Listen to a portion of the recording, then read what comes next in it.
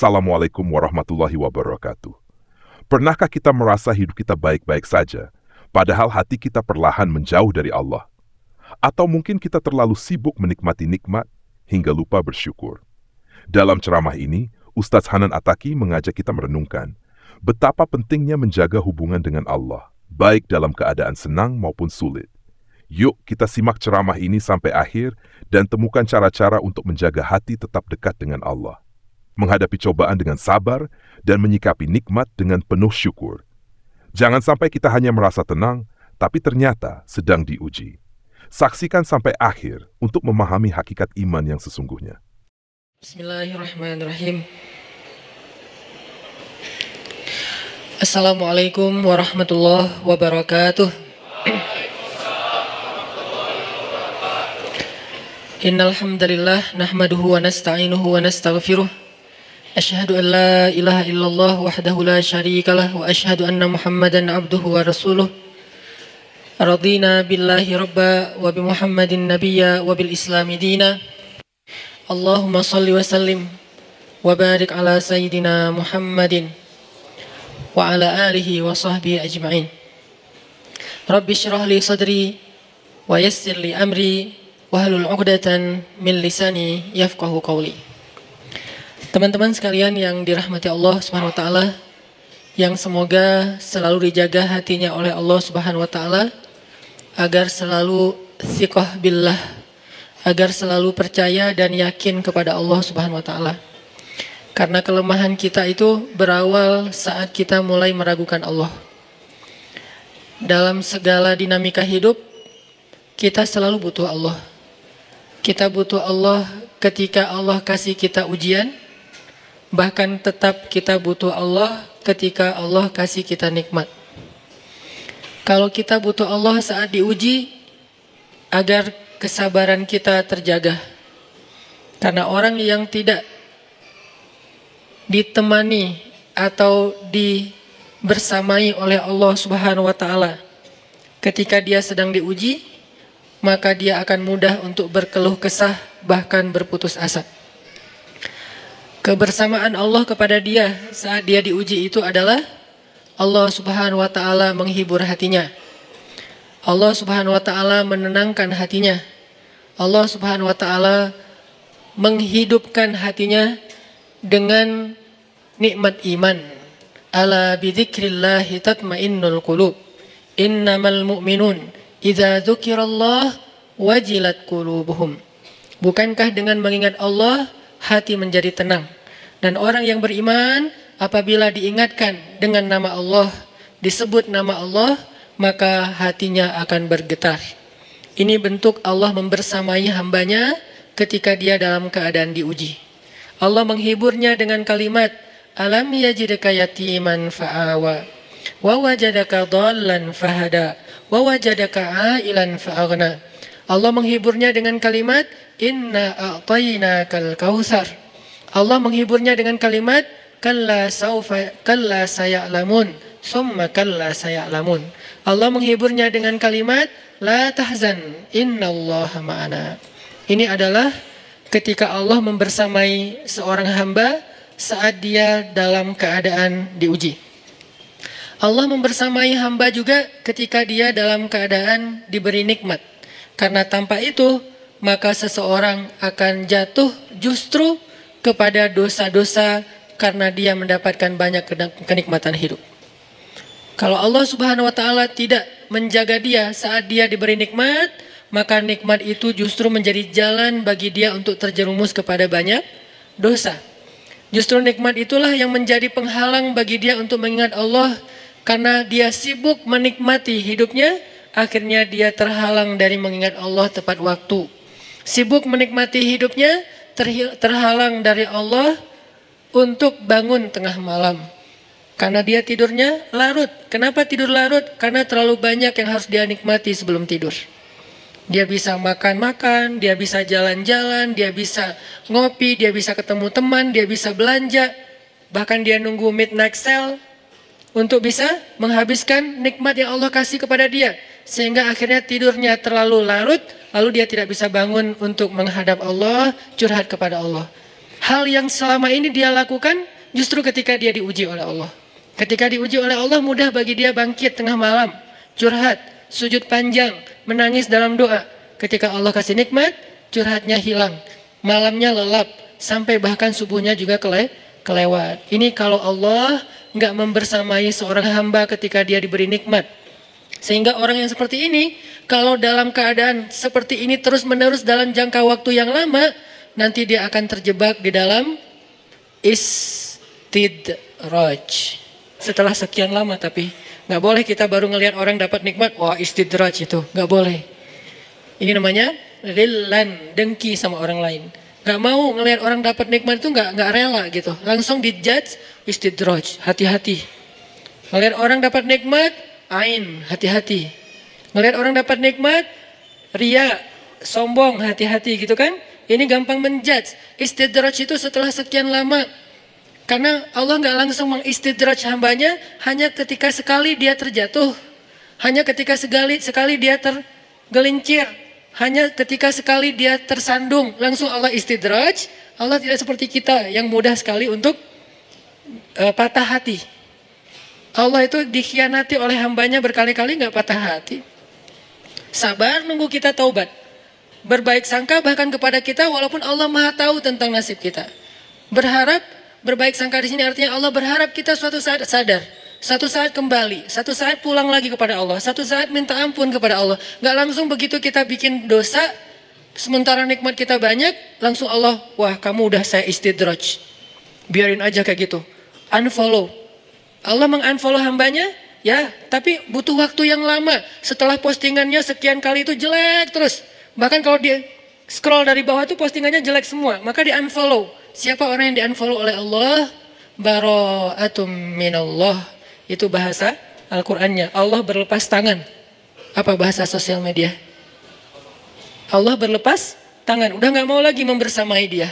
Udah gak mau lagi perhatian sama dia.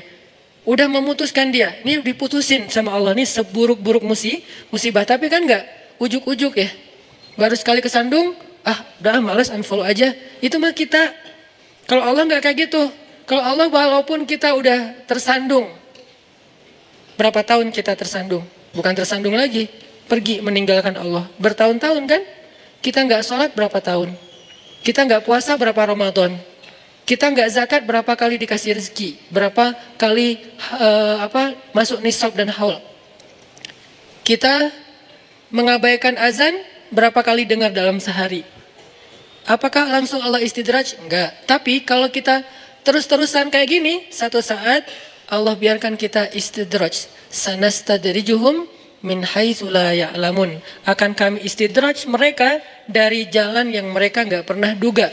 Maksudnya mereka pikir hidup mereka baik-baik saja. Mereka pikir mereka tidak akan celaka lagi.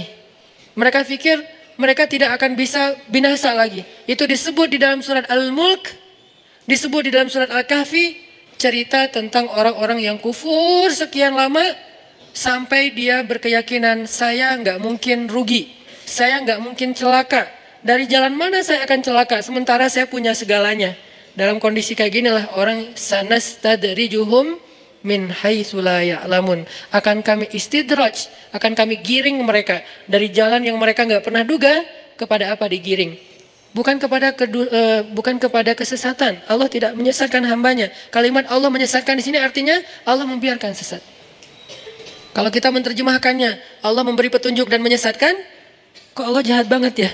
Pilih-pilih hambanya, yang ini dikasih petunjuk, yang ini dibiarkan disesatkan. Enggak, arti Allah menyesatkan bukan Allah memberi dia kesesatan. Allah tidak menyesatkan hambanya. Allah Maha Rahim, Maha Rahman. Terus arti menyesatkan di sini adalah orang yang memilih jalan kesesatan, Allah biarkan. Padahal dia sudah diberi petunjuk lewat banyak para nabi, para penasehat, para apa?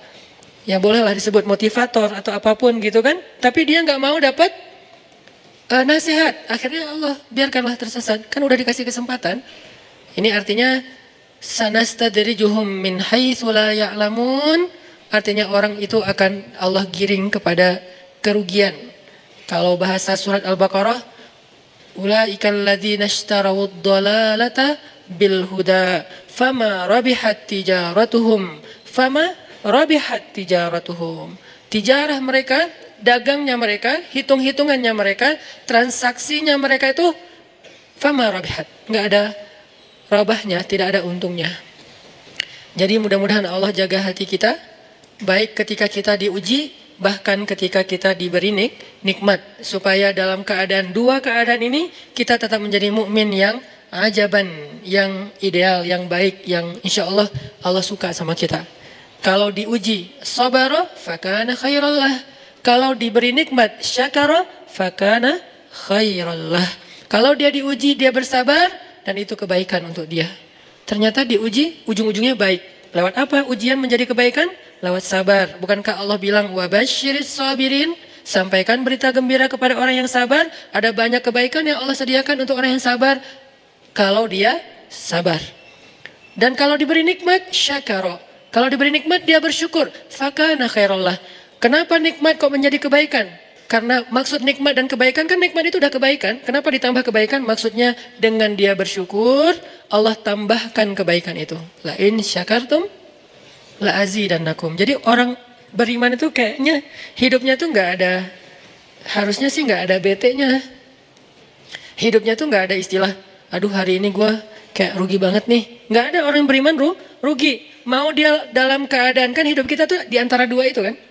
Kalau cuman varian ujian itu aja macam-macam. Varian ujian itu misalnya kalau di surat Al-Baqarah Allah menyebutkan 3 varian ujian kan. Ba'sa, dharra, zulzilu. Ujian fisik, ujian harta. Harta ini termasuk karir, kerjaan, usaha, bisnis. Dan ujian zulzilu, ujian perasaan. Termasuk diputusin. Atau orang yang dekat sama kita jadian sama yang lain. Atau mungkin di-unfollow oleh ya gitu deh. Saya kalau udah ngebahas bab ini agak gimana gitu. Jadi 3 varian ini masuk kategori apa? Masuk kategori ujian. Tetap aja 2. Kalau nggak ujian nikmat, antara 2 itu nih. In asabathu sarra syakara wa in asabathu dharra sabara. Udah gitu aja. Dan nanti bahkan sampai ayatnya gini. Alladzina yunfikuna fis sarra'i wad-dharra. Orang yang tetap beramal soleh lewat hartanya dalam keadaan dia berkelebihan atau dalam keadaan dia kekurangan. Itu mukmin, keren banget gitu. Dia tuh nggak pernah kehilangan kesempatan berbuat baik. Baik berbuat baik. Gimana nih?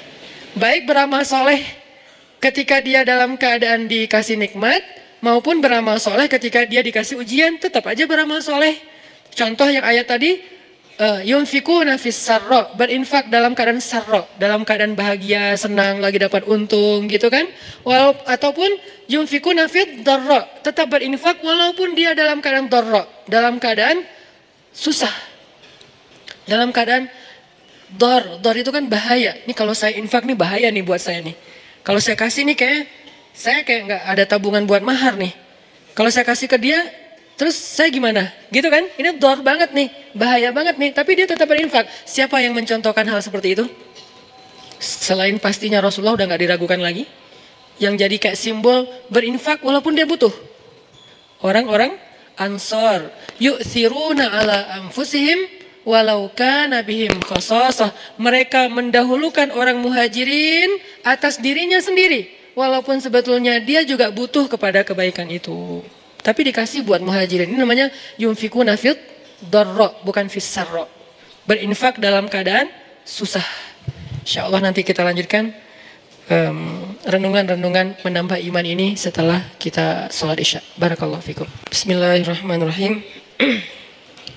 Teman-teman yang dirahmati Allah Subhanahu wa taala, tadi kita membahas tentang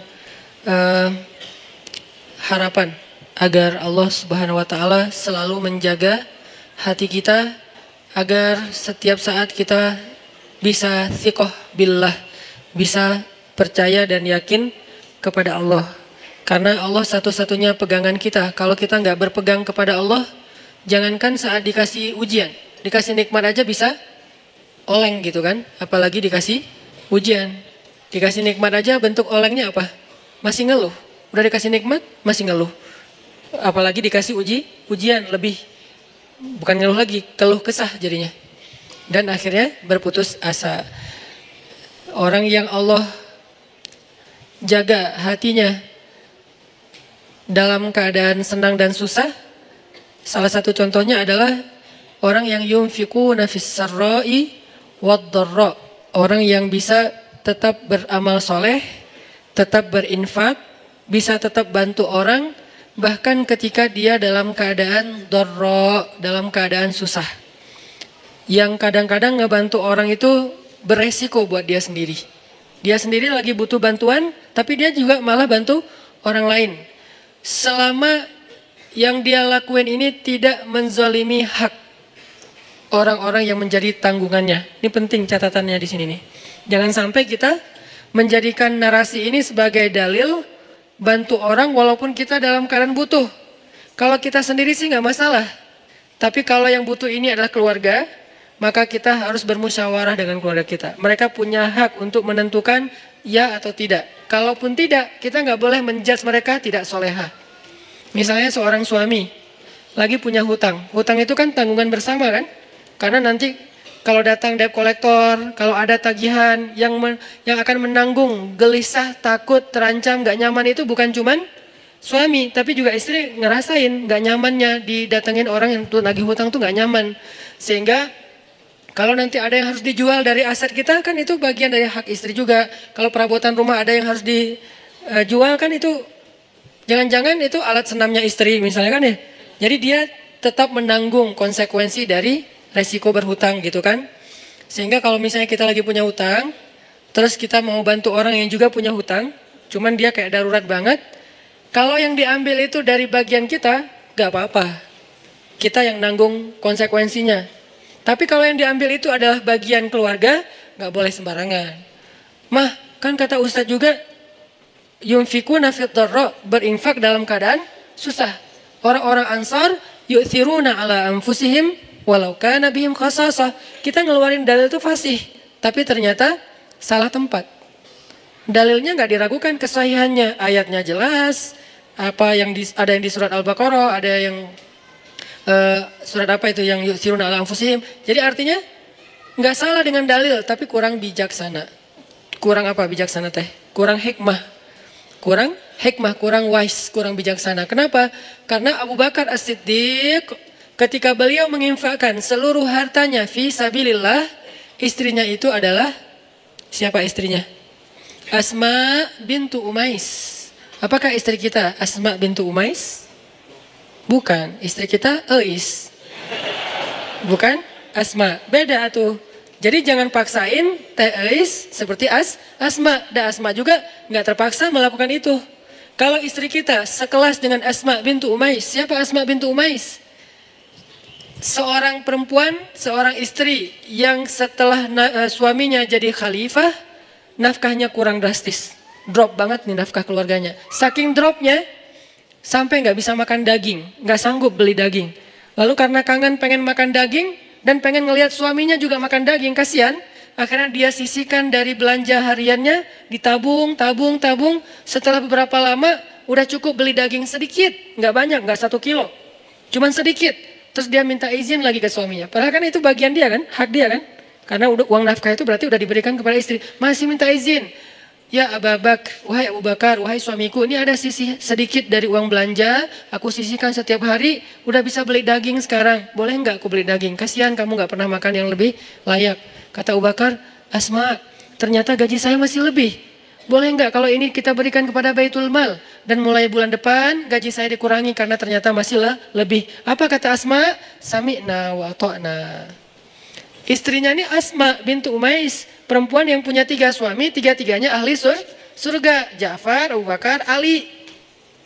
Dan ini kisah di masa Abu Bakar. Nanti ada kisah di masa Ja'far yang juga luar biasa, yang sapu lidi itu.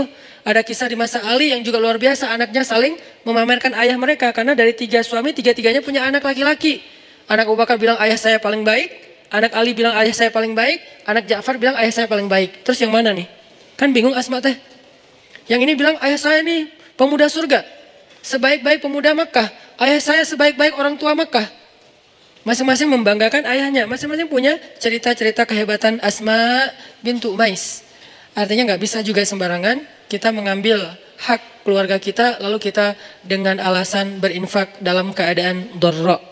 Nggak boleh, karena itu tidak bijak. Sehingga ketika ada sahabat yang ingin menghabiskan hartanya untuk infak, minta izin ke Nabi, Nabi nanya, kamu punya keluarga?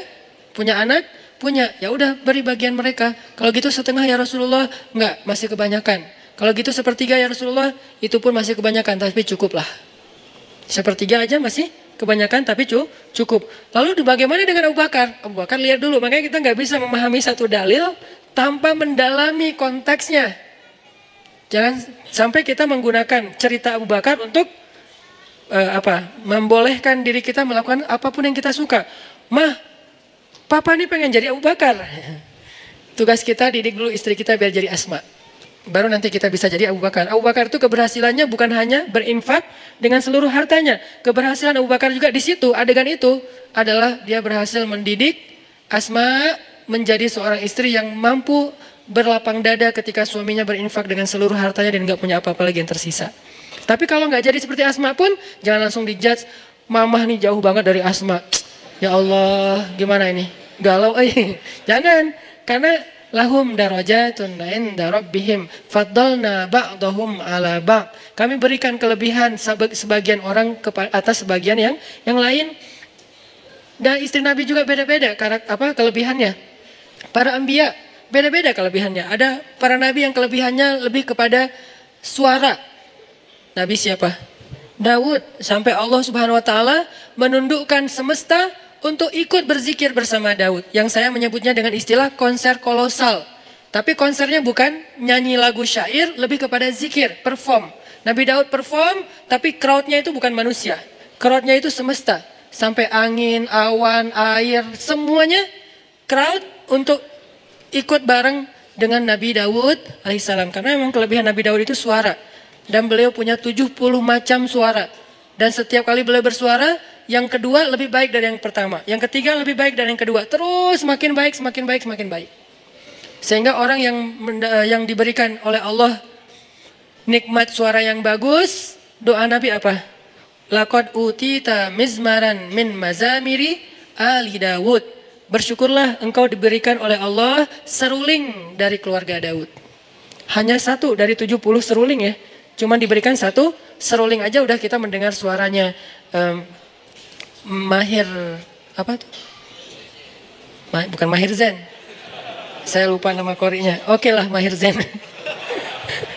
Oke, anak muda Mahir Zain. Kalau ininya ada kori bagus juga suaranya. Nanti ada juga yang di Mahir Muakili ya. Mahir Muakili. Itu baru satu mizmar ya. Satu seruling. Kita dengar Rashid Al-Afasi nama panjangnya apa? Masyari Rashid Al-Afasi. Kita dengar Masyari Rashid Al-Afasi dengan azannya yang keren banget kan? Belum lagi nanti azan Al-Aqsa. Kalau dengar suara azan Al-Aqsa itu jadi azan yang menyayat hati. Kenapa? Azannya itu kayak curhat. Aqsa kok gini-gini amat ya. Kesannya kayak gitu tuh. Dari azannya itu saya kayak membaca, kasihan ya Masjid Al-Aqsa, kok kita gini-gini amat ya. Nah itu dari suara serak-seraknya azan Al-Aqsa. Nanti belum lagi suara bacaan Ad-Dagriri. Azannya Syekh Ad-Dagriri, kalau nggak salah Hamdi Ad-Dagriri di Mekah, kayaknya ini lagi naik daun juga sekarang selain Mahir Muakili. Ini semuanya mizmaran, satu seruling. Belum 70 seruling, gimana 70-nya? Jadi memang Allah kasih fadl, Allah kasih keutamaan. Nanti Nabi Sulaiman, anaknya Nabi Daud, beda lagi keutamaannya. Kalau Nabi Daud keutamaannya di suara, Nabi Daud keutamaannya di tenaga fisiknya sampai Allah lunakkan besi di tangan Nabi Daud. Kalau Nabi Sulaiman, Allah lunakkan Allah tundukkan bukan besi, bukan semesta, tapi jin. Jinnya pun bukan jin yang hanya jin beriman, bahkan jin yang tidak beriman pun tunduk. Syaitan namanya. Kalau jin beriman kan jin doang ya. Kalau jin yang tidak beriman syaitan. Syaitan aja tunduk. Kenapa? Takut sama Nabi Sulaiman. Kami tundukkan angin. Ini fadlnya Nabi Sulaiman. Nanti Nabi siapa lagi misalnya? Nabi Musa. Allah kasih fadl tersendiri berbeda dengan saudaranya Harun. Harun fadlnya lisan. Musa fadlnya kegagahannya, kekuatan azamnya, kekuatan fisiknya. Sehingga ketika mereka berdua kolaborasi, ini jadi sebuah revolusi yang luar biasa, ngalahin Fir'aun, ngalahin Haman, ngalahin Qarun, bahkan ngalahin Samiri. Kan banyak nama-nama tokoh antagonis pada era itu kan. Fir'aun, Haman, Qarun, Samiri ini kan antagonis semua nih. Jadi penjahatnya. Terus superhero-nya, superhero. Jagoan-jagoannya, Musa, Harun, Masyitah, apalagi nanti Asiyah, kan banyak kan jagoan-jagoan yang keren-kerennya nih. Jadi intinya adalah fadl. Setiap orang diberikan fadl. Jadi kalau kita melihat ada istri, ada suami yang mungkin kalau dibandingkan dengan orang lain dia kurang di sini, jangan langsung dijudge kok dia gini-gini amat ya. Ada fadl yang dia miliki yang orang lain nggak punya. Toh sahabat juga gitu. Abu Bakar dengan Umar, coba lihat bedanya. Abu Bakar dengan kelembutannya bermanfaat untuk umat. Umar dengan ketegasannya, bukan tegas, bahkan kekerasannya juga bermanfaat untuk umat. Nanti ada Utsman dengan malu-malunya tetap bermanfaat juga buat umat. Sifat malu aja jadi kebaikan. Ali dengan sama sih pemalu, cuman beda adegan, beda cerita. Tapi sisi lainnya Ali dengan kesatrianya bermanfaat untuk umat. Intinya teman-teman, nggak boleh kita memaksa semua orang itu dengan satu model. Bahkan Allah sendiri mengatakan faddalna ba'dahum ala ba'. Kami berikan keutamaan sebagian atas sebagian yang lain. Bahkan Nabi Sulaiman alaihissalam ketika mau memindahkan singgasananya Ratu Balqis di Yaman, Nabi Sulaiman memberikan tender kepada para pengikutnya. Siapa yang mau memindahkan singgasana Balqis? Terus ada jin, Ifrit, bilang saya bisa pindahkan istana itu sebelum rapat ini bubar. Sebelum rapat ini bubar. Apa bahasa di Al-Quran? Dalam sebelum Anda bangkit. Sebelum Sulaiman bangkit dari tempat duduk. Kata ulama tafsir artinya bukan seukuran berapa detik saya bangkit. Bukan gitu. Menurut sebagian besar jumhur ulama tafsir, arti bangkit dari tempat duduk itu sebelum rapat beres, kurang lebih 1 jam. Karena waktu itu lagi ada kongres ya, kongres di zaman Nabi Sulaiman, kumpulin semua yang pemimpin-pemimpin kabilah, yang ahli-ahli di segala bidang, prajurit, panglima-panglima militer, kongres besar. Salah satu agendanya adalah membahas tentang masalah kerajaan Saba dengan Ratu Balqisnya. Lalu Nabi Sulaiman nanya, siapa yang bisa membawa singgasana Balqis ke sini? Kata jin Ifrit, saya bisa bawa sebelum Anda bangkit. Artinya sebelum rapat usai, 1 jam kecepatan pesawat. Begitu beres rapat, udah ada singgasana di depan. Nabi Sulaiman bilang, ini kelamaan, ada yang bisa lebih cepat? Lalu berdirilah seorang hamba yang solih. Disebutkan nggak namanya di ayat itu? Nggak disebutkan. Kenapa? Bukan itu intinya. Yang Allah mau sampaikan kepada kita, banyak orang yang Allah berikan kelebihan tapi nggak terkenal. Banyak orang yang Allah berikan kelebihan tapi dia mungkin nggak dalam segala hal. Dalam satu hal aja. Cuman bagian itu doang dia lebih. Bagian yang lain Nabi Sulaiman lebih. Sehingga dia mengatakan saya bisa membawa istana Balqis dalam satu kedip mata. Kedip mata itu bukan udah ada, bukan. Menurut tafsir, makanya kita tetap harus baca tafsir. Menurut tafsir ulama, satu kedip mata itu durasi jarak antara orang yang datang di ujung jalan, kan belum ketahuan tuh siapa yang datang. Mantan kita atau mantan teman kita. Terus siapa sih? Kayak asa kenal gitu kan ya. Nah, kira-kira dari ujung, atau nggak usah ujung jalan deh, dari pintu masjid, di bawah tangga masjid, itu kan belum jelas kan siapa kan? Sampai dia ada dengan jarak yang kita bisa kenal wajahnya, kira-kira jalannya berapa menit? Kurang lebih 10 menit, itulah waktu yang diminta oleh hamba yang solih. Dari arti sekejap mata, dari pandangan yang gak jelas menjadi jelas musafir yang baru datang. Itu kafilah dagang siapa? Siapa orang yang paling depan? Siapa yang naik onta itu? Sampai jelas. Berarti dari awalnya kelihatan setitik orang sampai menjadi jelas kurang lebih 10 menit, setengah jam. Itulah waktu yang dia butuhkan. Lebih cepat daripada yang pertama. Maka Nabi Sulaiman pun memberikan kesempatan orang itu, dia berdoa saja kepada Allah. Bukan dia sakti mandraguna terus dia terbang bawain singgasana Balqis. Apaan nih? Kenapa nih? Enggak gitu sih. Itu mah dongeng ya. Dia hanya minta, ya Allah. Kenapa? Nih orang, nih pelajaran lain ya. Dia itu dikasih kesempatan oleh Allah Subhanahu wa taala, satu kesempatan berdoa. Dia itu dikasih satu kesempatan berdoa dan pasti Allah kabulkan. Dan kesempatan itu nggak pernah dia pakai kecuali saat itu. Ini sebagian ulama tafsir bilang kayak gini. Dia tuh dikasih kesempatan, sal tu'toh. Kamu minta satu hal, nanti akan aku kasih. Dia tunggu, dia nggak langsung, oh boleh ya Allah, ya udah ya Allah saya pengen nikah. Enggak, dia tahan diri, dia ikhtiar aja. Yang itu dia nggak pakai. Jadi kartu doa yang paling diijabah itu nggak dipakai buat kebutuhan pribadi dia, untuk nikah kah, untuk dagang kah, untuk lulus kuliah kah, untuk apalah segala macam. Enggak, dia tunggu sampai yang paling penting baru dia pakai. Kapan paling penting? Ketika seorang pemimpin membutuhkan support dari dia. Siapa yang bisa support saya dalam dakwah? Siapa yang bisa support saya untuk ekspansi kekuasaan yang adil, yaitu kekuasaan agama Allah? Baru dia pakai, ya Nabi ya Allah, saya.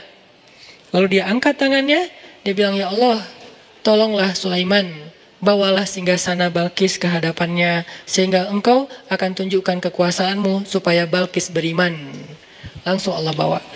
Jadi dia pakai satu-satunya kesempatan dia berdoa, bukan ngedoain orang yang udah mutusin dia tanpa alasan. Ya Allah, dia jawab berangkat sih. Ini. Walaupun sebetulnya doa kita kan banyaknya kesempatannya.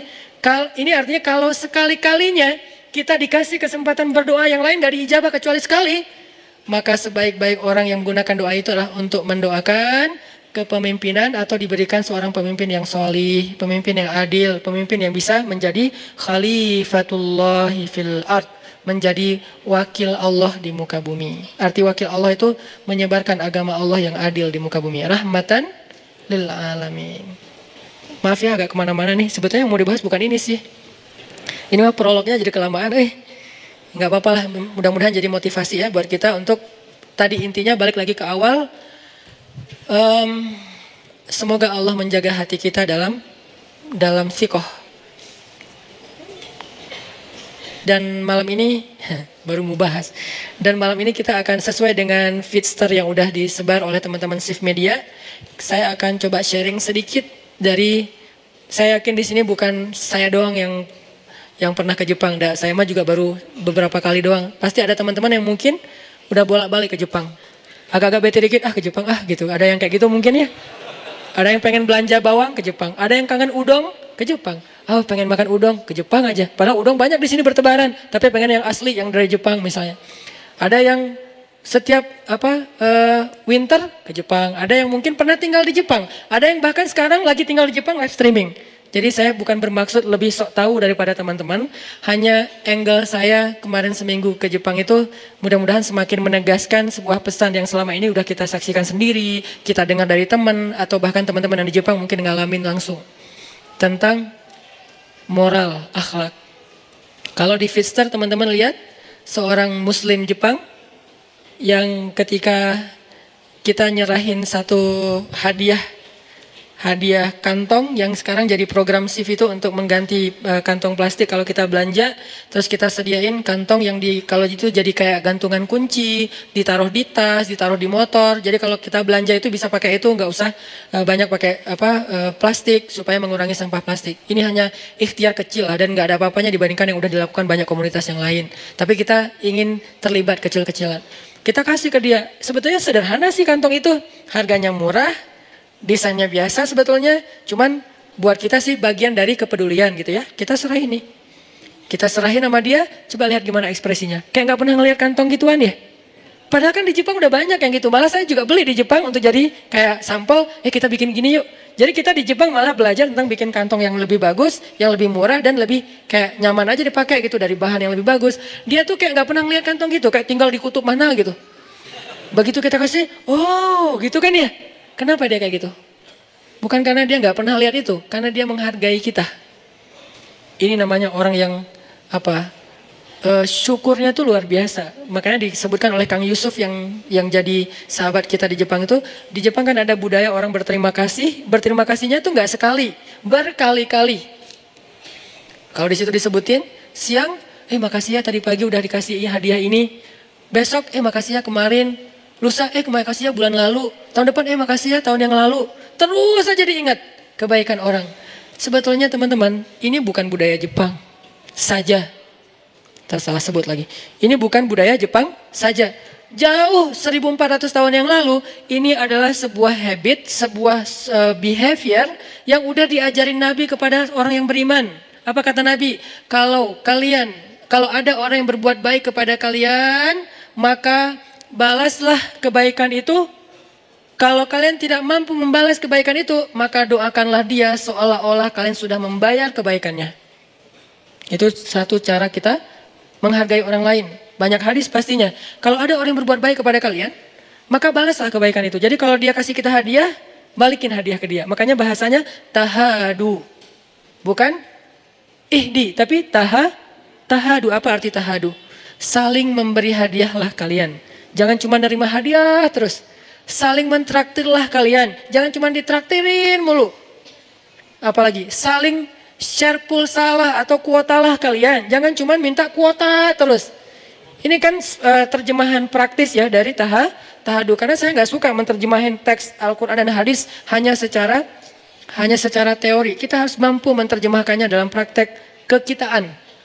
Kekitaan artinya sesuai dengan praktek kehidupan daily-nya kita. Kalau enggak, namanya bukan penerjemah. Kalau enggak, bukan da'i, hanya sekedar penerjemah. Da'i itu harus bisa membawa idealisme kepada realitas, itu da'i. Dan itu enggak gampang loh.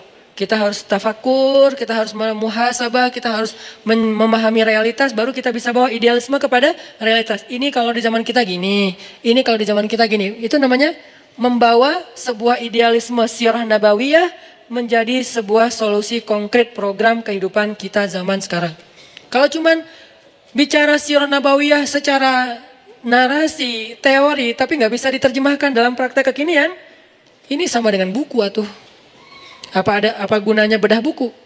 Saya dulu ketika kuliah di Mesir, kita pakai buku nih, bawa buku ini ya, dosen ngasih tahu, beli buku ini, kasih tahu referensinya, kita cari di perpustakaan buku, udah gitu di kampus kita bedah.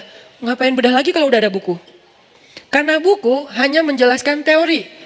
Bedah dari dosen ini, syarah kalau dalam hadis, tafsir kalau dalam Quran, tahqiq kalau dalam ilmu ilmiah, itu tujuannya apa? Untuk menjelaskan lagi teori-teori di buku itu dalam bentuk yang lebih konkret.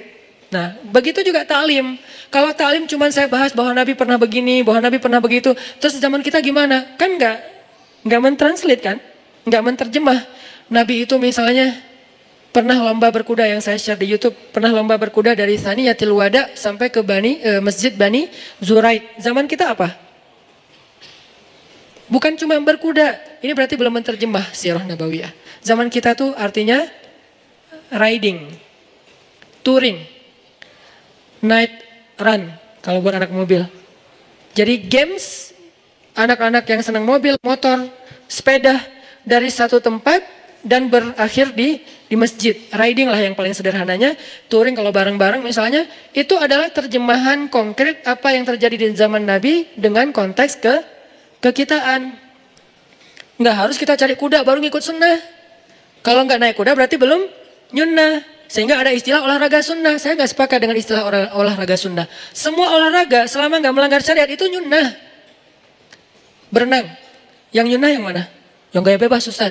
Enggak, semua berenang itu sunnah. Mau dia diving, mau dia free dive, mau dia snorkeling, mau dia surfing, mau dia cliff dive. Kan banyak varian berenang kan? Cliff dive yang loncat dari tebing itu. Yang paling pro yang baru diputusin. Itu kan loncatnya paling tinggi. Pro cliff diver. Loncat paling tinggi, udah gitu loncat, nggak muncul-muncul. Ini kan varian dari berenang. Free dive kah, diving kah, snorkeling kah, apalagi saya nggak tahu, surfing, atau kalau surfing aja mazhabnya banyak banget nih. Ada surfing longboard, ada shortboard, ada apa, pakai papan skimboard, ada yang wake surf, ada yang ski apa tuh, water ski sport kayak gitulah, pokoknya water sport terserah deh apa namanya. Ada yang berenang pun gaya bebas, gaya punggung, gaya katak, gaya batu, gaya malu-malu gitu kan. Gimana gaya malu-malu, mau loncat kayak malu gitu. Kenapa? Takut malu-maluin. Artinya semua ini sibahah. Semua ini adalah berenang. Jadi yang namanya berenang nggak harus kita langsung mengatakan olahraga sunnah itu berenang. Boleh juga olahraga sunnah itu diving. Boleh nggak ngomong kayak gitu? Boleh. Cuman orang nggak berani aja ngomong kayak gitu. Kenapa Ustadz? Soalnya mungkin dia pikir kalau keluar dari kata berenang jadi nggak Islami. Padahal berenang itu kan kategori umumnya. Nanti variannya, jenis-jenisnya banyak. Saya bisa aja bilang diving, olahraga sunnah. Cliff dive, lebih nyunnah lagi. Karena itu adrenalinnya cowok banget kan, loncat, wah gitu segala macam. Kenapa itu hanya jadi kayak kesannya nggak nyundang, kurang berpahala. Soalnya bukan gaya bebas, cuman gaya bebas doang yang berpahala.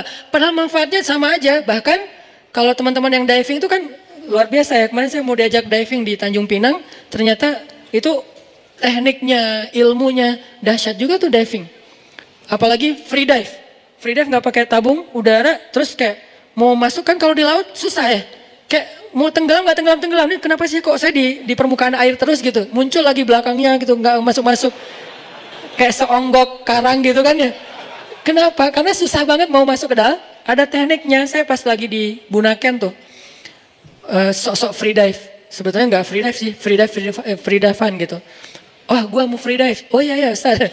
Udah aja sampai ke bawah mau turun, itu ada anak saya minta diambilin bintang laut kan di tebing gitu. Jadi agak di pinggir-pinggir tebing gitu, ini kayak bahaya banget gitu kan, yang di sebelah sana gelap, sebelah sini kayak warna-warni. Kata anak saya, Baba mau yang bintang laut itu tuh. Oh ya tenang, gaya kan. Loncat deh saya tuh, dari kapal loncat, saya kira gampang gitu, tenggelam kayak di kolam renang kan gampang tuh, nyelam kan. Ini nyelam kok susah banget ya, kok nggak, kayak ada yang nahan, lo nggak boleh ke bawah, kayak susah banget, sampai kelepek lama, datanglah yang lokal pride-nya. Warga lokalnya yang udah pro banget lah ya. Makanya buat kita tuh lokal itu terbaik lah, udah free rider banget. Mereka nggak pakai pencitraan, nggak pakai GoPro 7, nggak pakai apa-apa, tapi bener ke bawah. Kita udah pakai segala alat, cuman di atas doang. Terus diedit, posting gitu. Kalau mereka tuh bener-bener tenggelam beneran. Ustadz bisa, aduh nyerah. Akhirnya dia langsung ngambil, langsung muncul lagi. Gampang gini, kok bisa gampang gini mas? Ya latihan. Sampai ada yang nombak ikan gitu-gitu kan. Itu kan semuanya olahraga air, berenang dan keren. Bahkan sebagiannya dipakai buat kemampuan militer. Militer kita juga ada yang diving, ada yang sampai berenangnya tangan dan kaki diikat kan, sampai kayak gitu-gitu. Kalau di Palestina tuh orang Hamas, pasukan Hamas pakai berenang dengan jenis apa? Diving. Mereka pakai tabung udara diving dari Gaza tembus ke pangkalan militer Israel. Kan ada dulu serangan yang 10 prajurit Hamas angkatan laut yang katak gitu kan.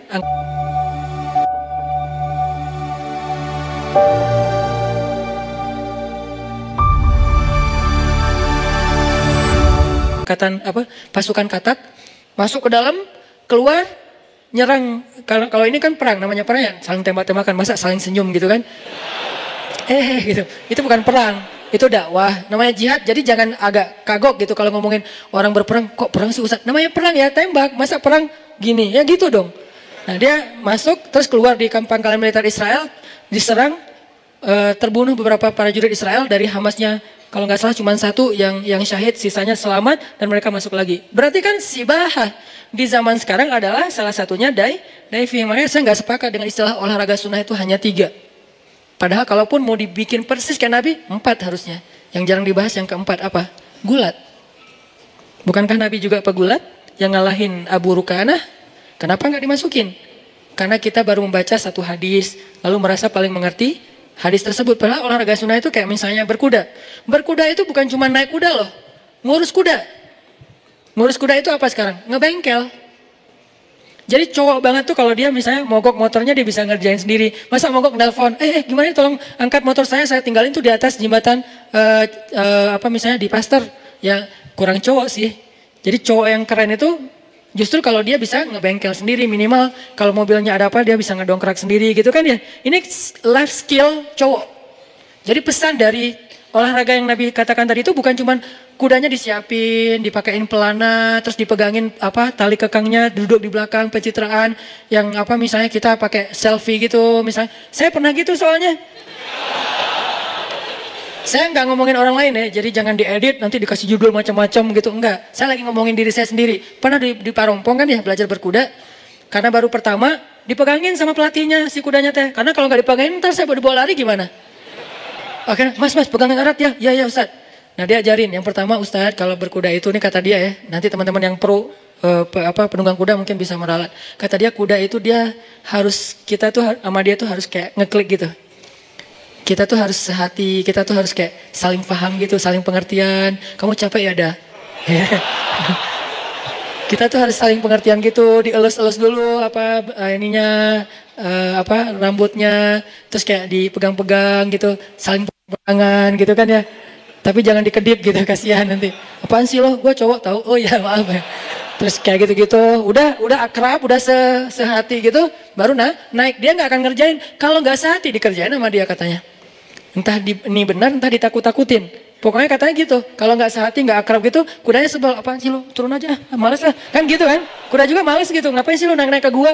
Emang gua siapa lo? Kegeeran kitanya gitu. Makanya kayak ternyata ada ilmunya, nanti cara sampai ngurus kuda. Harusnya penunggang kuda itu kan secara teori dia yang ngurus kudanya sendiri kan. Sama kayak penerjun kan dia yang ngelipat parasutnya sendiri kan, bukan dilipat sama teman, karena itu bahaya sekali kalau dilipat sama orang lain, nggak tahu ada apa, dan dia harus make sure kalau ini udah aman, dan kalau dia nanti buka di udara terbuka. Kalau dilipat sama teman bahaya. Termasuk berkuda, dia ngurus kuda sendiri sampai sepatu kuda dan segala macam. Ini nih ilmu berkuda, jadi bukan cuman menunggang, tapi termasuk ngurus kuda. Kalau motor bukan cuman riding, termasuk ngurus motornya, servisnya, dia bersihin motornya. Kalau ada yang rusak, minimal ganti oli deh.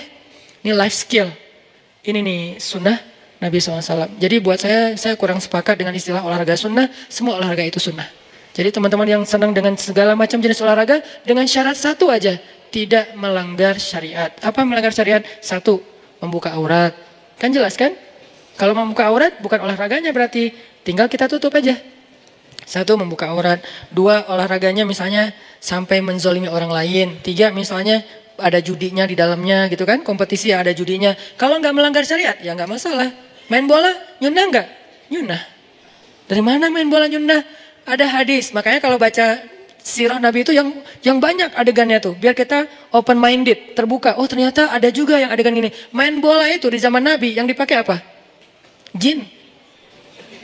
Bolanya itu bukan karet, jin. Pro siapa coba? Freestyler, jin. Nih gue lagi sebel banget sama jenis gitu-gitu. Wes, jinnya Yang di mana tuh?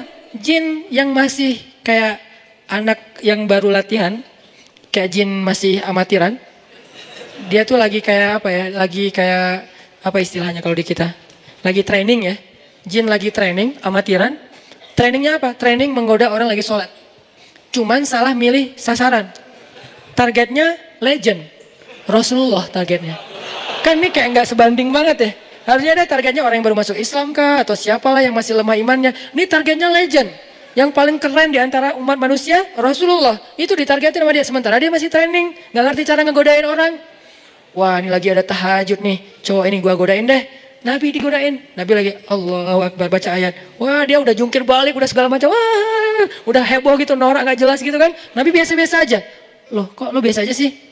Oh, siapa sih? Nggak kenal sama Rasul. Soalnya dia kayak nggak ngecek dulu siapa targetnya, nggak buka dulu akun-akunnya apa nih, siapa sih ini. Jadi dia kayak terlalu sembrono lah. Sampai udah jungkir balik, Nabi biasa-biasa aja.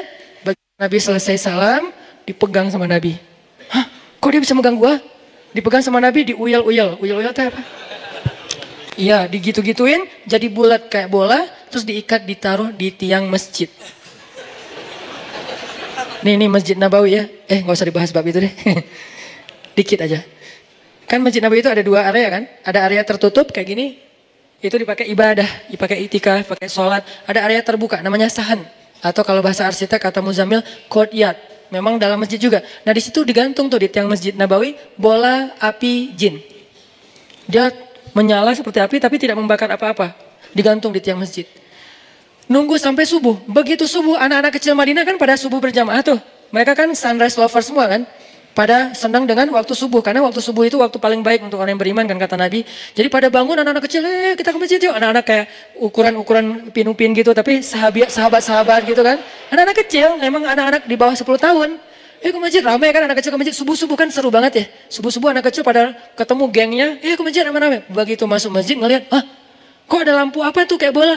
Wah ya habis subuh kita main bola itu ya. Pada bisik-bisik gitu. Habis subuh pengen main bola itu. Begitu selesai subuh, Nabi ngambil bolanya dilepaskan.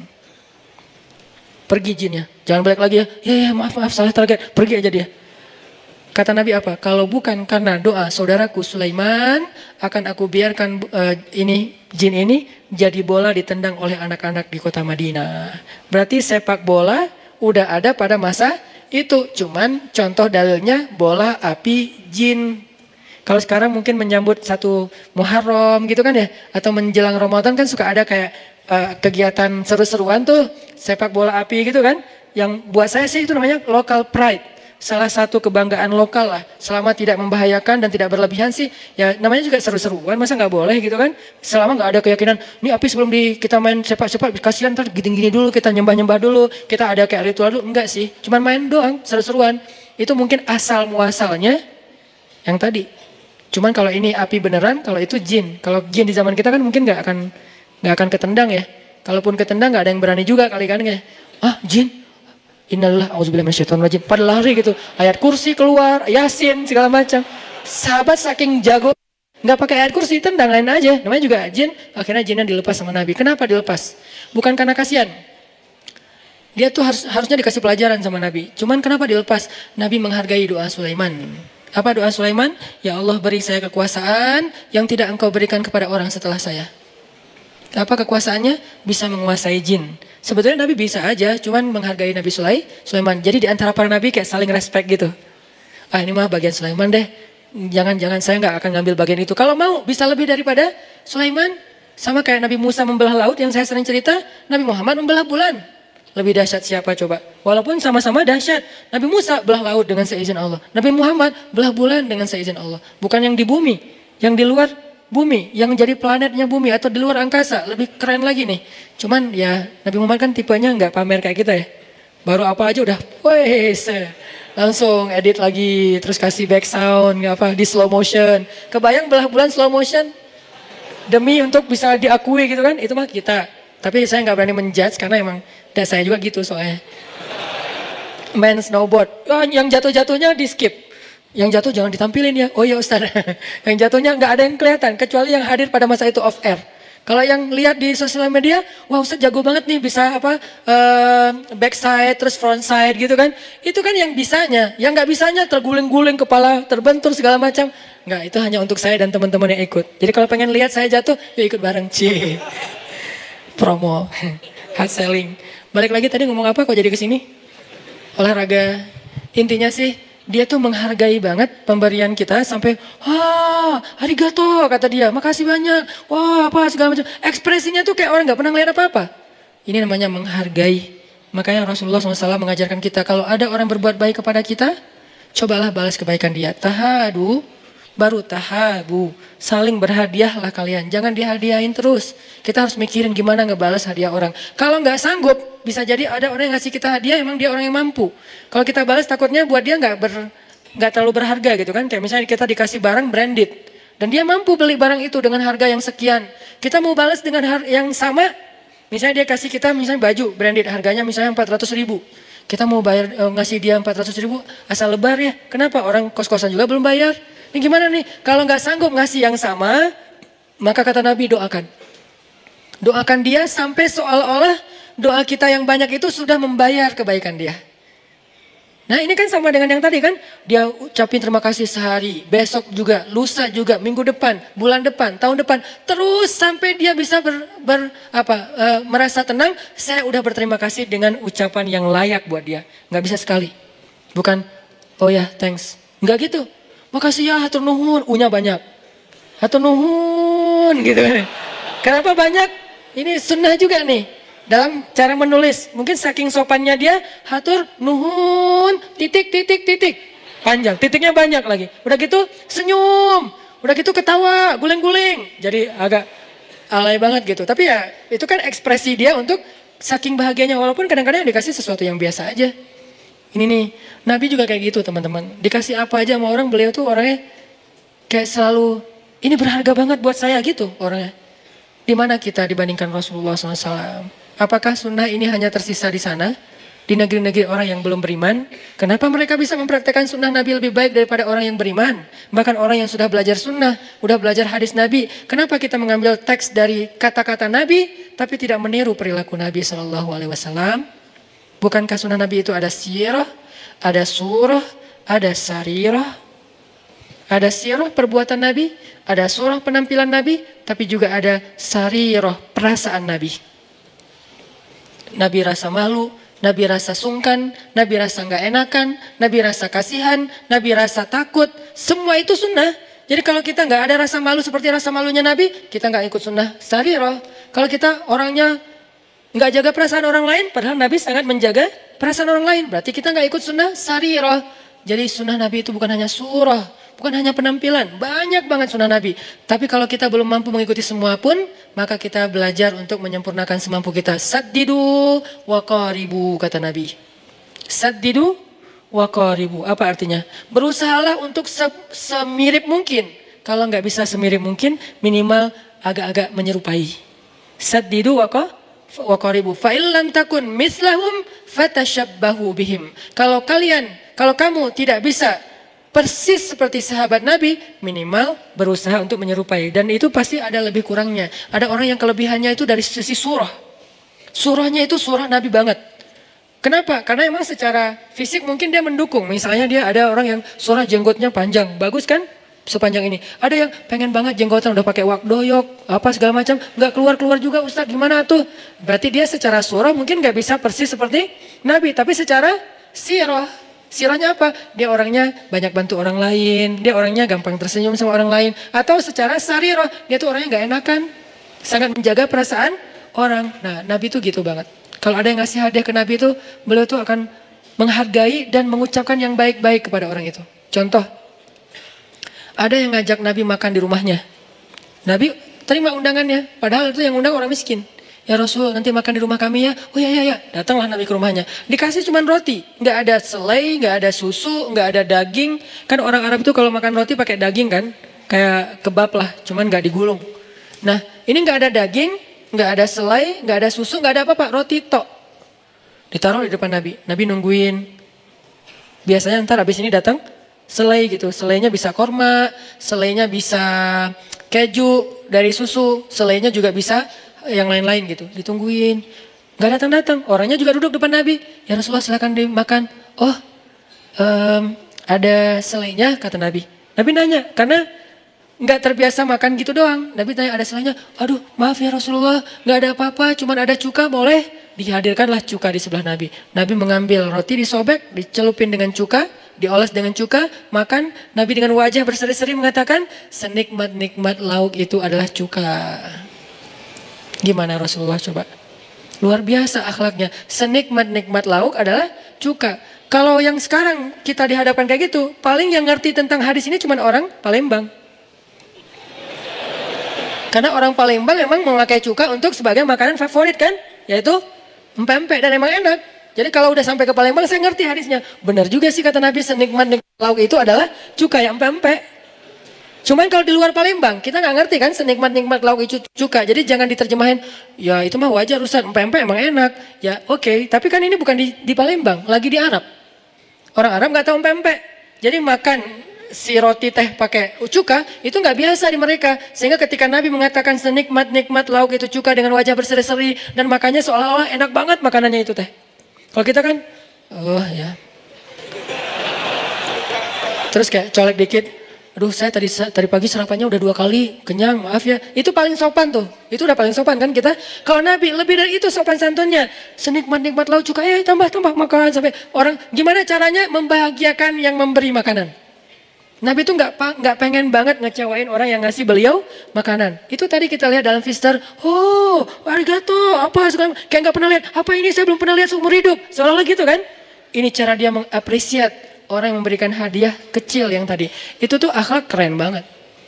Apa salahnya kita belajar kepada orang yang belum beriman pun, kalau itu kebaikan? Bukankah kita disuruh ambil nasihat dari siapapun, walaupun dari mulut budak Habasyah? Terimalah kebenaran, walaupun itu keluar dari mulut budak Habasyah. Emangnya itu nggak ada di Madinah? Ada, tapi bagian yang berbeda. Nggak ada di Mekah? Ada, tapi bagian yang berbeda. Cuman udah jarang juga saya lihat sekarang. Ini nih jadi kayak, saya pas ke beberapa negara yang mungkin mayoritasnya non-muslim tuh sedih gitu. Ada giroh. Apa arti giroh? Cemburu. Giroh itu bukan semangat. Kalau semangat itu hamasah. Kalau giroh itu artinya cemburu. Ada giroh, cemburu. Kok bisa ya negeri orang yang gak beriman, tapi kok akhlaknya seperti Rasul dan seperti zaman Rasul sih. Seperti zaman Rasul. yang diajarkan seperti yang diajarkan Rasul. Kok di negeri orang yang beriman susah tersenyum, nanya alamat aja dia marah-marah, nanya toilet aja dia nggak mau ladenin. Saya pakai bahasa Inggris, nggak diladenin. Akhirnya saya pakai bahasa Arab. Ainul hammam, saya tanya. Dia ngomong aja sama temannya, teh, ngasih teh, minum teh. Hammam fen, saya tanya. Terus aja. Saya pikir dia nggak dengar. Akhirnya saya keras lagi suara saya. Ya Haji, fen hammam. Marah dia. Astagfirullahaladzim.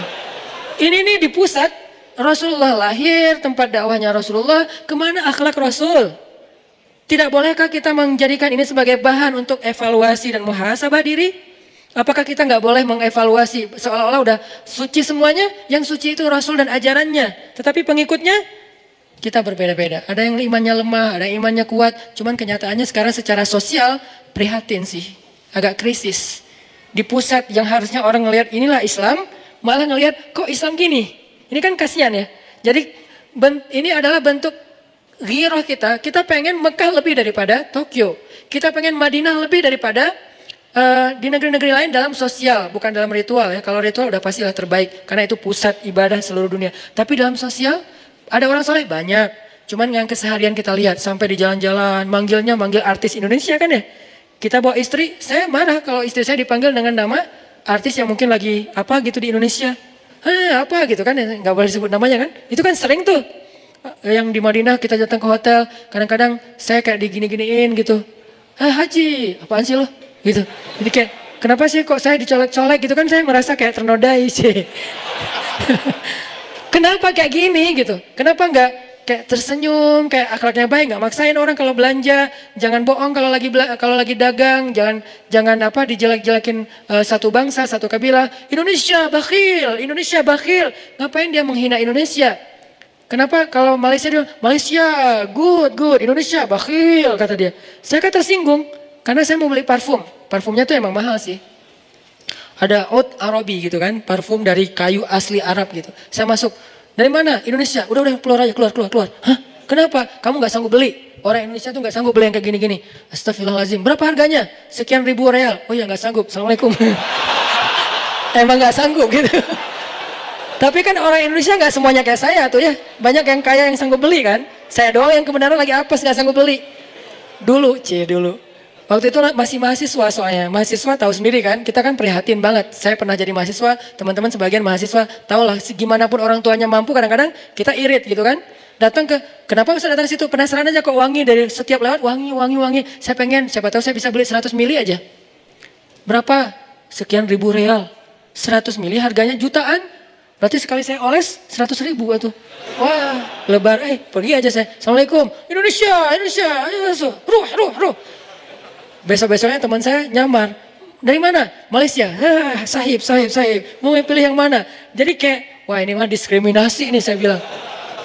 Akhlak. Kalau pas ini bukan membanding-bandingkan, tapi kayak saya pengen ini bisa nggak sih kalau nggak ada di Mekah Madinah sekarang mungkin ya udah di Bandung deh, di Indonesia deh. Orang Jepang nanya, dari mana? Indonesia. Wah Indonesia. Dia kayak senang. Padahal kan kita banyak impor barang dari mereka kan. Jadi mereka kayak ngerasa, oh kalian kan ngambilnya dari saya. Nggak ngerasa gitu, kayak ngerasa besar kepala. Ini akhlak teman-teman. Di mana dalil yang kita baca? Kok nggak terwujud dalam akhlak kita? Gimana cara mereka menghargai orang lain? Gimana cara, walaupun tetap ada masalah pasti. Nggak ada manusia yang sempurna. Pasti ada, saya kan nggak mau membahas sisi negatifnya, karena saya nggak mau menjudge. Ada sih sisi negatifnya, masalah mental mereka yang rapuh, masalah sampai itu ada yang aneh-aneh di sana tuh. Katanya nggak mau dibahas Ustaz. Ya udah deh, nggak usah dibahas. Ini dikit aja nih, penasaran. Ini kan kayak pecin gitu ya. Kayak cemilan yang ada pecinnya kan enak gitu kan makan. Sampai teman saya bilang gini, Ustaz tahu nggak di sini tuh banyak jasa-jasa unik loh. Ya apa? Ada jasa teman curhat. Saking nggak punya teman curhat, ada jasa kalau jadi teman curhat dibayar. Jadi kalau yang kurang kerjaan, kita bisa ke Jepang jadi teman curhat. Siapa yang butuh curhat, saya siap menjadi teman curhat. Sejam dibayar sekian yen. Itu jadi dengerin aja, oh gitu ya, kasihan banget. Sabar ya. Nah, gitu doang. Jadi kerjanya tuh gitu doang. Sabar ya, aduh kasihan. Udah beres gitu, bayar, pergi. Nanti ada yang online lagi, saya butuh curhat, datang. Ada yang kayak gitu. Ada yang teman jasa untuk jadi sandaran kepala untuk dia bersandar ketika dia sedih. Jadi kayak wah, jasanya tuh cuma ini doang. Kita datang hanya untuk jadi sandaran karena dia nggak tahu nyandar ke siapa, nggak ada teman. Teman mereka itu cuma partner kerja, keluar dari kantor udah nggak kenal gitu. Akhirnya kayak butuh kehangatan atau kenyamanan ya. Sampai ada jasa teman curhat dan lengan untuk dia tidur di atasnya. Nggak ngapa-ngapain, cuma taruh lengan doang. Tapi curhatnya di tempat tidur, cuman jangan kemana-mana ya. Cuman segitu doang curhat. Ya aku ditinggalin sama anak-anakku. Iya kasihan. Teman-temanku tuh pada cuek sama aku. Oh gitu. Terus curhat semalaman udah beres. Transfer jangan lupa ya. Oh iya. Ada yang kayak gitu-gitu sih. Cuman ya namanya juga makhluk kan ya. Nggak ada yang sempurna kecuali ketika dia mengamalkan agama Allah. Masalahnya bukan itu. Mereka kayak gitu wajar karena mereka nggak beriman. Orang beriman kok bisa kehilangan akhlak moral yang keren-keren yang sekarang ada sebagiannya di mereka. Ini PR-nya yang kita mau bahas. Gimana caranya? Bukankah Nabi mengajarkan itu? Sampai Nabi mengatakan, kalau ada orang yang berbuat baik kepadamu, katakanlah jazakumullahu khairah jaza atau ahsanal jaza khairan katsira, bebas deh, yang penting khairan, jangan su'an, jangan sayyi'ah, jangan khairan itu banyak, ahsanal jaza khairan katsira atau jazakumullahu khairan boleh juga. Semoga Allah membalasmu dengan kebaikan yang lebih banyak. Itu artinya kita udah menghargai orang lain dan dengan ekspresi yang bukan jazakumullahu khair. Enggak gitu sih, jazakumullahu khair. Ekspresi itu Nabi banget loh, karena Nabi itu orangnya ekspresif. Ekspresi Nabi itu selalu menyenangkan orang yang di sebelahnya dan Nabi itu orang yang sangat menghargai orang lain. Makanya teman-teman, akhlak ini jadi jadi displaynya Islam. Kalau kita pengen memperkenalkan Islam kepada orang lain yang belum beriman, bukan dengan dalil dulu, tapi dengan akhlak. Baru setelah akhlak, nanti kita fahamkan dia tentang ayat-ayat Allah, tentang hadis-hadis Rasulullah. Mudah-mudahan dia nggak akan menjebak kita dengan kalimat, katanya lu paling Islam kok nggak ada akhlaknya. Nah ini kan jadi bumerang ya buat kita ya, umat Islam. Terutama di Bandung, di Indonesia, kita anak muda. Yuk kita coba praktekin akhlak-akhlak Nabi. Termasuk kayak, nih ya, saya pengen baca beberapa kisah yang saya catat tentang Nabi ketika sedang dalam keadaan perang Khandak. Perang Khandak itu cerita yang paling fenomenal itu kan pas lagi menggali parit kan. Nabi lagi gali parit Khandak dengan para sahabat. Nabi itu ikut turun juga gali parit dengan para sahabat sampai beliau angkat-angkat tanah kayak gitu. Seluruh tubuh beliau itu kotor bukan kotor sih, berlumur tanah gitu karena tanah nggak kotor. Jangan bilang, di pakaian kita ada tanah, jadi nggak bisa dipakai sholat. Enggak, tanah itu nggak kotor. Tanah itu alat bersuci kedua setelah air kan. Jadi tanah itu nggak disebut sebagai kotoran. Kotoran itu yang terlihat dan tercium bahwa itu memang kotoran. Kalau nggak terlihat, nggak tercium, dianggap tidak ada secara fikih. Tidak terlihat, tidak tercium, berarti dianggap tidak ada. Kan tadi kita jalan kemana-mana, siapa tahu ada kotoran. Lihat aja, ada nggak? Nggak ada. Cium ada nggak? Nggak ada, berarti nggak ada. Kalau ternyata ada, la yukallifullahu nafsan illa wus'aha. Allah maafin, karena emang itu di luar taklif kita, kemampuan kita. Jadi Nabi lagi angkat-angkat tanah dan sahabat kasihan ngelihat Nabi. Nabi kasihannya gimana nih? Masa kita membiarkan Nabi ikut angkat-angkat tanah bareng kita? Lihat tuh Nabi sampai seluruh tubuh beliau kena tanah dan baju beliau jadi warna-warna tanah gitu. Semuanya melekat tanah di tubuh beliau. Akhirnya sahabat kayak kasihan sama Nabi dan mereka merasa sungkan. Nabi nggak suka digituin. Nabi nggak mau orang lain ngerasa nggak nyaman. Sehingga akhirnya ngelihat wajah-wajah sahabat yang kayak nggak enakan sama Nabi, akhirnya Nabi menyampaikan sebuah syair. Dan syair ini didendangkan oleh Nabi. Memang sih nggak pakai alat musik, tapi dan bab musiknya ada fikih tersendiri. Dan saya menganut mazhab musik itu tidak haram. Kecuali ada yang melanggar syariat, liriknya, performnya, alirannya. Tapi kalau secara umum kenapa? Al-aslu fil asya ibahah. Dasarnya segala sesuatu selain ibadah itu boleh. Kecuali ada sesuatu yang melanggar syariat. Tapi kita nggak bahas bab itu. Nabi bersenandung. Apa senandungnya? Senandungnya bahwa ini nggak apa-apa, ini nggak apa-apa. Ini kalau saya bacakan saya nggak hafal juga syairnya, baru dengar tadi. Nabi bersenandung gini. Laulallahu mahtadaina wala tasaddaqna wa sallaina fa'anzalanna sakinatan alaina wa thabbitil aqdama in laqina inna idza qaumun baghaw alaina wa in aradu fitnatan abaina. Kalimat yang penting di sini menurut saya abaina. Abai itu dari bahasa Arab jadi bahasa Indonesia, mengabaikan. abaikan. Itu bahasa Arab, jadi bahasa Indonesia. Kata Nabi, inna idza qaumun baghaw alaina wa in aradu fitnatan abaina kata Nabi. Kita adalah kaum di sini artinya kaum muslimin. Kita adalah kaum yang kalau orang mencela kita, kalau orang memfitnah kita, kalau bahasa sekarang kalau orang membuli kita, abaina. Kita abaikan. Tidak kita ladeni. Itulah sunnah Nabi. Bayangkan, luar biasa kan ajaran Rasulullah SAW. Ini termasuk dalam etika kita bersosial media. Kalau orang head speech buat kita, kalau orang ngebully kita, kalau orang nge-hate kita di dalam sosial media, abaina. Kita abaikan. Gak boleh diladeni. Ini Nabi bacakan ketika para sahabat merasa nggak nyaman. Nabi ikut angkat-angkat tanah bersama mereka. Lalu Nabi bersyair. Kalau kita terjemahin satu persatu, kata Nabi, laulallahu mahtadaina. Kalau bukan karena Allah, kita nggak dapat petunjuk. Wala tasaddaqna wasallaina. Kita nggak akan ngerti cara untuk bersedekah dan sholat. Fa'anzalanna sakinatan alaina. Lalu Allah turunkan kepada kita ketenangan. Wasabbatil aqdam in laqina. Allah kuatkan langkah kita ketika kita menemukan musuh. Inna, sungguh kita adalah kaum bagau, idza qaumun bagau alaina, kita adalah kaum yang jika ada orang yang berbuat jahat kepada kita, bagau itu kayak apa ya, nge-hate kita, wa in aradu fitnatan, dan memfitnah kita, abaina kata Nabi. Tapi nggak ada riwayat seperti apa senandung Nabi, sehingga saya tidak bisa mencontohkan senandung iramanya. Beda dengan pas bangun Masjid Nabawi, ada juga senandung Nabi. Kata ini sahabat yang pertama, mereka bilang gini,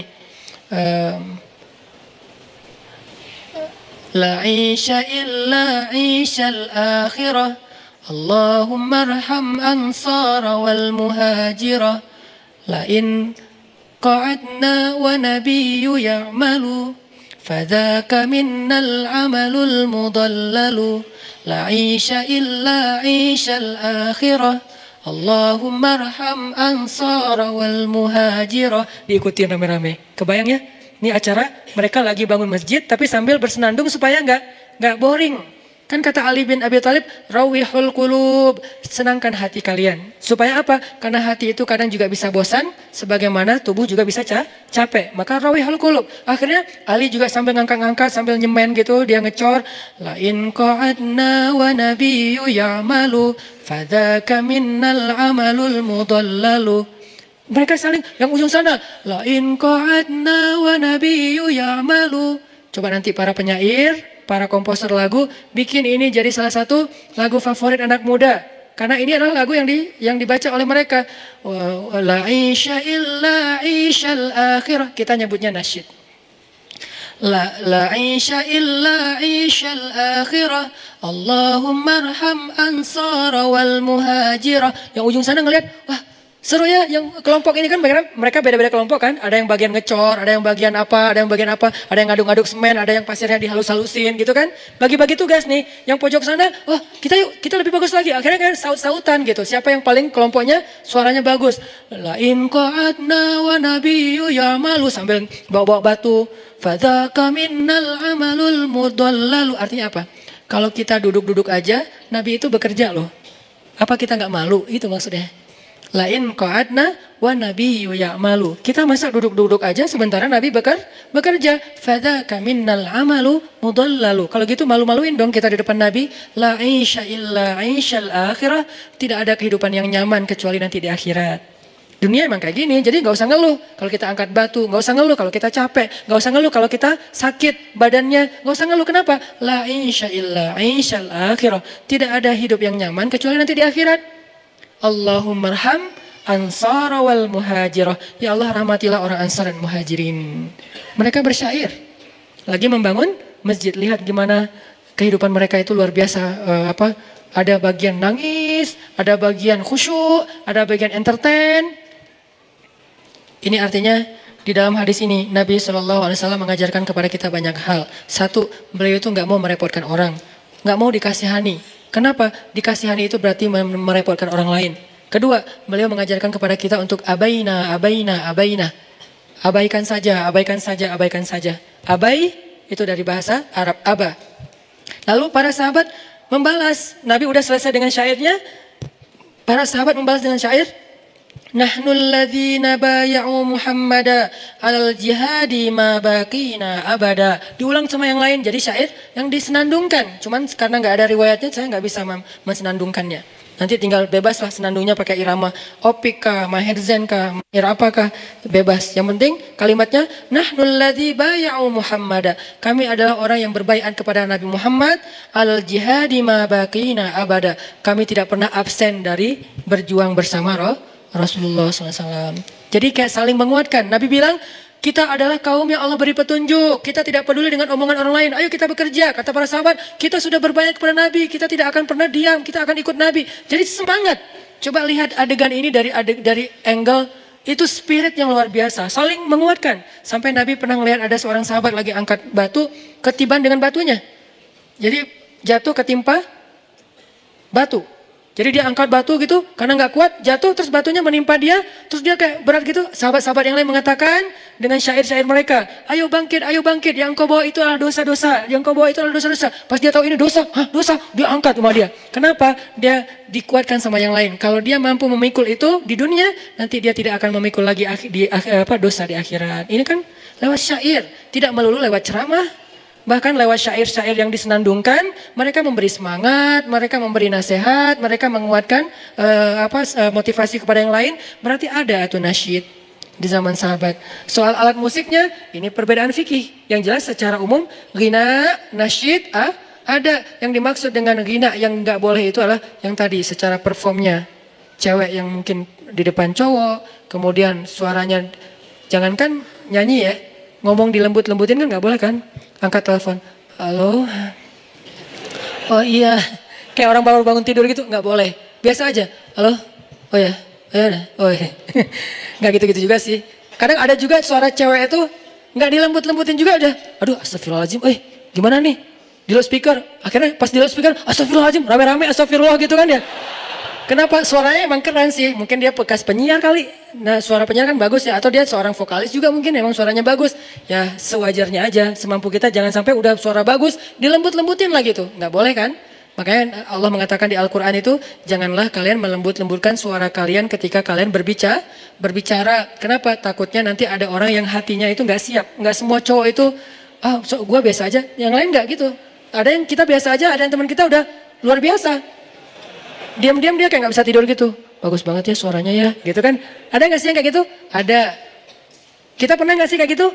Pernah. Jujur aja. Pernah nggak kita kayak gitu? Pernah. Ada saya juga pernah. Sengaja Ustaz? Hampir. Maksud hampir sengaja, nggak sengaja nelfon. Aduh astagfirullah. Udahan ya. Assalamualaikum. Waalaikumsalam. Kenapa Ustaz? Suaranya keren. Ada yang kayak gitu? Ada. Ya, makanya ya kalau nggak berlebihan, bukan cewek, terus juga performnya nggak berlebihan juga, musiknya nggak berlebihan, artinya yang wow heboh banget. Ini sebagian ulama masih membolehkan, tapi sebagian ulama mengatakan tidak. Allahu a'lam. Dua-duanya pakai hadis. Yang nggak membolehkan hadis Bukhari, yang membolehkan hadis Bukhari Muslim. Mana yang mau dipilih? Dua-duanya hadis sahih. Walaupun menurut masing-masing pendapat, yang ini ada cacatnya riwayat, yang ini juga ada cacatnya riwayat. Kata pendapat pertama, yang itu Bukhari Muslim cacat riwayatnya. Yang Bukhari Muslim, yang Bukhari itu ada satu periwayat yang dia sebetulnya diragukan kesikohannya. Ini nih perdebatan fikih dan perdebatan hadis. Kita nggak usah ikut-ikutan, tinggal pilih saja. Yang mengatakan ini hadis Bukhari nanti akan ada di satu masa menghalalkan musik dan segala macam zina, khamar, musik. Ini hadis Bukhari. Kata ulama ini, di situ ada yang cacat periwayatnya. Allahu alam. Saya respect sama yang mengambil pendapat itu. Tapi yang ini Bukhari Muslim. Di mana nyanyinya? Di rumah Nabi, di sebelah masjid bersama Aisyah. Ketika Abu Bakar datang ke rumah Aisyah, Abu Bakar melihat di situ ada dua orang anak kecil, perempuan, temannya Aisyah sedang bernyanyi dengan alat musik. Kemudian di sebelahnya Nabi Nabi berbaring dan menutup kepalanya dengan kain, istirahat. Di sebelah Aisyah. Lalu Abu Bakar mengatakan, amizmarus syayatin fi baitin Nabi. Kenapa ada seruling setan di rumah Nabi? Kata Abu Bakar. Kenapa? Abu Bakar menganggap ini salah. Amizmarus syaitan fi baitin Nabi. Kenapa ada seruling setan di rumah Nabi? Ayo bubar-bubar, kata Abu Bakar. Nabi membuka tutup mukanya, mengatakan, da'hunna ya Abu Bakar. Biarkan mereka Abu Bakar. Hari ini hari raya kabilah mereka. Hadis Bukhari Muslim. Terus gimana ini? Gak ada gimana-gimananya. Fikih mah gampang. Tinggal pilih mana yang kita yakin dan respect kepada apa yang kita tidak yakin. Beres kan? Gak perlu saling menjatuhkan, gak perlu saling menuduh. Cukup kita pilih mana yang kita yakin. Oh, saya aman-aman aja deh, gak bermusik sama sekali. Oke, saya respect. Yang memilih bermusik bukan karena dia gak memilih aman. Dia memilih kenapa? Ini kalau ini boleh, siapa tahu ini bermanfaat untuk jalan dakwah. Kita juga respect. Masing-masing punya alasan kan? Nah, ini aman nih kalau kayak gini. Tapi kalau sama-sama merasa paling benar, kemudian menjudge yang lain neraka, dan Nabi mah gak gitu. Terus gimana kita mengikuti sunnah? Ini akhlak. Abaina. Kita abaikan dalam perdebatan. Kita jelaskan secara baik-baik. Kemudian nanti ada kisah lagi yang terakhir. Nabi dalam sebuah perjalanan jihad. Kalau bahasa kita mungkin kayak touring lah. Kalau anak muda itu touring. Lagi touring motornya kurang. Yang pengen ikut touring banyak. Tapi motornya sedikit. Yang pengen ikut jihad 1000. Motornya 300. Kudanya 300. Ontanya 300, yang mau ikut 1000. Gimana? Kata Nabi, satu onta dipakai untuk 3 orang. Caranya gantian. 1 orang naik, 2 orang jalan. Nanti gantian setelah beberapa ratus meter atau kilometer gantian. Jadi ganti-gantian naiknya. Nah kata Nabi, aku bersama Ali dan Abu Lubabah bertiga. Nabi, Ali, Abu Lubabah, 3 orang ini. Abu Lubabah nanti juga ada kisahnya yang minta sedekah tapi nggak dikasih kan. Banyaklah kisah sahabat. Nabi, Ali, Abu Lubabah. Yang paling lemah di antara mereka, Abu Lubabah sih sebetulnya. Kalau Nabi dan Ali kan kuat ya, Abu Lubabah. Nah, jalan nih bertiga. Abu Lubabah naik pertama, Nabi jalan. Ketika Nabi berjalan, Abu Lubabah sama Ali saling pandang-pandangan. Kata Ali, maksudnya turun. Masa Rasul jalan, kamu di atas? Abu Lubabah, turun. Terus mereka jalan, kata Rasul, kenapa kok turun? Ya Rasulullah, kami nggak enak naik kendaraan sementara engkau berjalan kaki. Apa jawaban Nabi? Ma antuma aqwa minni 'ala sair wa ma ana aghna minkuma 'anil ajr. Kalian itu enggak lebih kuat daripada saya dalam berjalan dan saya juga sama membutuhkan pahala sama dengan kalian. Ini cara Nabi menghargai. Jadi kita sama-sama butuh pahala. Emang kalian doang yang pengen pahala? Saya juga pengen pahala. Nabi ngomong kayak gitu. Padahal pahala Nabi kurang apa coba? Tapi Nabi masih mengatakan, saya juga butuh pahala sama dengan kamu. Dan kamu juga belum tentu lebih kuat daripada saya dalam berjalan. Jadi kita sama aja udah santai, giliran. Akhirnya Abu Lubabah duduk gak nyaman gitu. Aduh gak enak, Rasulullah jalan. Tapi ya gimana ya, saya turun ntar dimarahin. Udah deh jalan.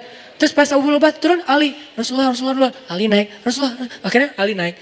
Giliran Rasulullah naik, Abu Lubabah sama Ali nih. Mereka saling menghargai ya. Abu Lubabah sama Ali pura-pura lupa. Biarin aja Nabi yang lama gitu. Udah sampai batasnya gak diingatin. Nabi ingat sendiri coba. Bukan... Oh maaf ya lupa soalnya nggak gitu Nabi mah. Jadi kalau udah per 1 kilo giliran Nabi udah 1 kilo kurang lebih Nabi langsung turun. Kata Ali belum ya Rasulullah, baru juga sebentar. Udah kata Rasulullah.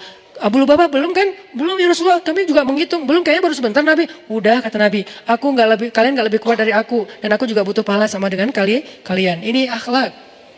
Gimana kita dengan teman kita? Ini namanya yunfikuna fis sarra'i wad dharra. Sama-sama butuh tapi saling, kita sama-sama butuh pengen cepat tapi saling mendahulukan. Mangga duluan. Akhirnya di perempatan jalan orang lain duluan. Ada yang mau nyebrang sama-sama butuh pengen cepat sampai ke rumah, dia duluan. Ini namanya yu'thirun, ithar. Bisa nggak kita kayak gitu? Jadi teman-teman, kesimpulannya adalah satu, semoga Allah Subhanahu Wa Taala menjaga hati kita dalam kesiqohan. Karena tanpa iman hidup kita itu rapuh banget. Tanpa iman jangankan dikasih ujian, dikasih nikmat aja kita labil, apalagi dikasih ujian. Kedua, yuk kita belajar akhlak Nabi SAW. Jangan hanya kita memahami hadis-hadis beliau, tetapi kita juga memahami akhlak beliau, hal-hal yang detail. Walaupun itu menurut kita sepele, tapi Nabi mengatakan la tahqiranna minal ma'rufi syai'a walau antalqa akhaka bi wajhin tolik. Janganlah kalian meremehkan kebaikan walaupun sekecil apapun, walaupun sekedar tersenyum ke wajah saudaramu yang kamu temui. Senyum aja jangan diremehin. Mudah-mudahan kita suatu saat bisa lihat Indonesia lebih canggih daripada negara-negara maju itu dalam moral, karena emang disempurnakan dengan Islam kita. Kita udah punya modal sih, modalnya Islam, Al-Quran, Sunnah, harusnya kita lebih canggih, harusnya kita lebih keren. Cuman kalau belum, berarti kita harus belajar lebih besar, lebih banyak lagi, lebih dalam lagi tentang Islam kita. Barakallahu fikum. Allahumma inna nas'aluka ridhaka wal jannah wa na'udzubika min sakhatika wan nar. Allahumma a'inna ala dzikrika wa syukrika wa husni ibadatik. Allahumma habib ilaina al-iman wa zayyinhu fi qulubina wa karrih ilaina al-kufra wal fusuqa wal isyan waj'alna minar rasyidin. Allahumma inna nas'aluka huda wat tuqa wal afafa wal ghina. Rabbana atina min ladunka rahmatan wa hayyi' lana min amrina rasyada waj'al lana min kulli dhiqin makhraja wa min kulli hammin faraja wa min kulli usri yusra. Rabbana atina fid dunya hasanah wa fil akhirati hasanah wa qina adzabannar. Ya Allah, perbaikilah akhlak kami sebagaimana Engkau menghiasi wajah kami. Hiasilah akhlak kami sebagaimana Engkau menyempurnakan fisik kami. Ya Allah, jadikanlah setiap ayat yang kami tahu, yang kami baca, yang kami hafal, memperbaiki akhlak kami kepada orang tua kami, kepada saudara kami, kepada keluarga kami, pasangan kami, anak-anak kami, tetangga kami, sahabat, teman, guru, dan masyarakat kami. Ya Allah, maafkanlah kami. Seandainya ada ayat yang kami baca, tapi belum mampu kami amalkan. Maafkanlah kami jika ada hadis dan sunnah Nabi-Mu yang kami tahu, kami dengar ceritanya, tapi belum mampu kami praktekkan. Ajarkan kami cara mengamalkannya, ya Allah. Beri kami taufik dari-Mu, taufik ketika kami mampu mengamalkan apa yang sudah kami tahu. Rabbana, sampaikanlah kepada Rasulullah SAW salam rindu kami, ya Rabb. Bahwa kami mencintai Rasulullah, bahwa kami merindukan Rasulullah, dan kami berusaha untuk meneruskan perjuangan Rasulullah SAW. Jika kami keliru, fahamkan kami, ya Allah. Jika kami keliru, ingatkan kami, ya Allah. Jika kami keliru, luruskan kami, ya Allah. Jika kami melenceng, kembalikan kami ke jalan-Mu, ya Allah. Tidaklah kami keliru dan melenceng dalam usaha dakwah kami, kecuali karena kebodohan kami. Bukan karena kami ingin menghancurkan agama-Mu, ingin menghalangi dakwah Nabi-Mu, ingin merusak umat Nabi-Mu, tapi karena kebodohan kami, karena keterbatasan ilmu kami. Maka ingatkan kami dengan cara-Mu yang bijak, luruskan kami ke jalan-Mu yang lurus, dan kembalikan kami di atas syariat-Mu yang sempurna. Rabbana, beri kami hasanah di dunia, beri kami hasanah di akhirat, dan jagalah kami, peliharalah kami dari api neraka. Subhanakallahumma wa bihamdika asyhadu an la ilaha illa anta astaghfiruka wa atubu ilaik. Terima kasih buat teman-teman semuanya. Barakallahu fiikum. Assalamualaikum warahmatullahi wabarakatuh.